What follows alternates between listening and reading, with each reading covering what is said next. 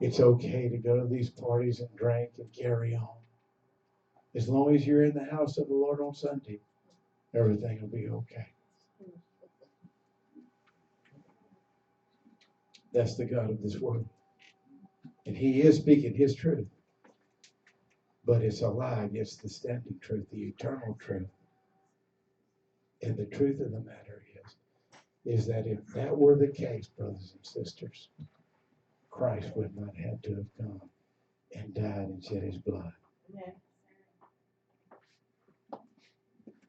And that's why it's going to be such a fine line on that day.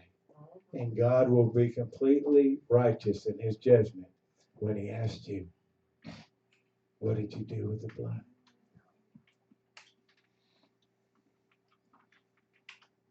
Because you see, you weren't righteous and you didn't deserve it. What I did was I laid it down as an intersection for you so that while you were enemies of mine and of my son, he laid his life down and shed his blood for you. And that's the part that they stopped talking about. That's the part that we engage daily, that God is love. Oh, yes, he is. But his wrath is equal to his love. We are not children of wrath since we've accepted the blood of Jesus.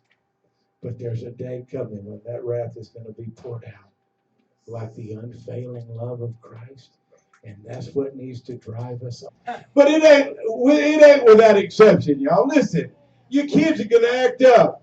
Yeah. Your family's going, your job's going to go sideways on you. The contract's going to get delayed. Right. He's testing your resolve. Right. What are you in it for? Are you in it for the reward now? Or are you in it for the reward then? Man. Are you trying to get a temporary reward of money? No. Or do you want something that's going to last forever? We've got to get the right perspective. Right. If he can wobble a little $100 bills underneath your nose and lead you down that path, you're a slave to what? Money. But if you resist that and that evil flees, then guess what you'll have? You'll have riches that last forever. That are only not only in this life, but are stored up in the life to come. Amen. And we'll preach about that on another day. But do you realize the Bible tells you where to store up your treasures? In heaven, baby. So when you get up there, if he's asking you to store some treasures in heaven, why would you need them? What kind of treasures is he talking about? We're going to get into that in a few weeks, but think about it. How many of you conscientiously, y'all put money in that bank by direct deposit every week, right? Amen. But what's more important? Money that perishes or eternal treasures that doesn't fade away? Right. Yes. And how do you get? Ask yourself this. We don't answer it, but ask yourself. What's the pastor saying?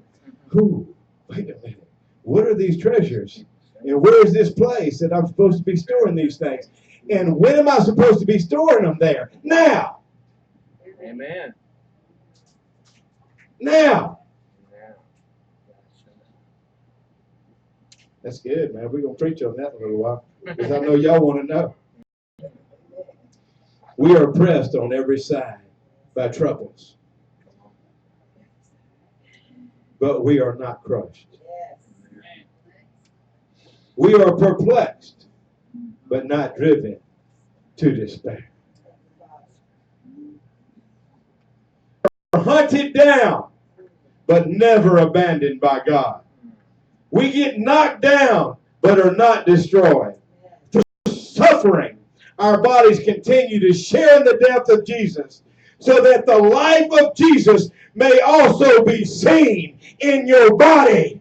Where is the suffering that produces the righteousness of Christ in your life?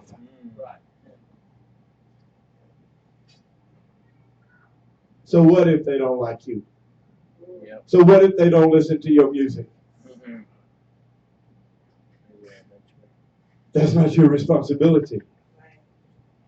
Your responsibility is, I'm going to live and shine. This little life of mine. You go to Sunday school, Robert? Yeah. That's kind of good. That's all right. I'll be laugh at me and make fun of me. Come on, give me something. Bible says he likes it. Blessed are those who are persecuted for righteousness' sake. Blessed are those who endure Endure what? Y'all think about that. Endure what? Buffeting. Where does this buffeting come from? It comes from the devil who's trying to kill you. Yes. Delays your contracts. You can grow. And it gets better day by day by day for you. Amen. You think about this. This is something so silly. But somebody can correct me that's a statistician much better than I. For many, many, many years, they thought the 5-minute mile, or was it 4 minutes? They thought the 4-minute mile was impossible to break. Until finally somebody broke it. And now they break it right here. Right here. Right here. This is where it starts, and this is where it ends.